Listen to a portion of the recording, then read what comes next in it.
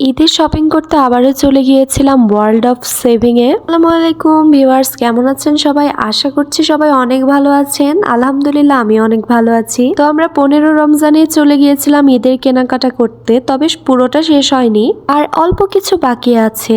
শুধু ঈদের কেনাকাটাই নয়, অন্যান্য প্রয়োজনীয় জিনিসও কিনেছি, কারণ এই শপিং মলটা আমাদের বাসা থেকে অনেক দূর, সবসময় তো আর আসা হয় না। এজন্য যখনই আসি প্রয়োজনীয় জিনিসপত্রও কিনে নিয়ে যাই।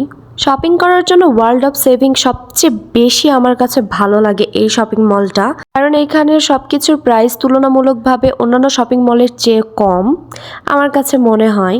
তাদের প্রত্যেকটা প্রোডাক্টসই অনেক কোয়ালিটি, অনেক সৌন্দর্যপূর্ণ। এখানে আবার আমি ফুল দেখছিলাম। আমার ঘর সাজাতে অনেক বেশি পছন্দ, ছোট থেকেই আমি ঘর সাজাতে অনেক ভালোবাসি। কেউ জানে যে আমি ঘর সাজানোর প্রতি কত আমার মায়া। মানে গেলে তো মনে হয় আমি সবকিছু কিনে ফেলি, কিন্তু এত কিছু কিনলে আমাদের লসই হবে, কারণ আমরা এগুলো তো বাংলাদেশে নিয়ে যেতে পারবো না, আর এখানে আমরা কয়দিনই বা থাকবো। আমার পরে চাকরির সূত্রে এখানে থাকা, কিন্তু এখানে পার্মানেন্ট ভাবে তো থাকা যাবে না, এই জন্য এগুলা কিনলে একদমই লস, কারণ এগুলো নিয়েও যেতে পারবো না। এত এত শখের জিনিস বিমানে একটা ওজনের পরিমাপ দেওয়া হয়, তার বেশি আমরা কখনোই নিতে পারবো না।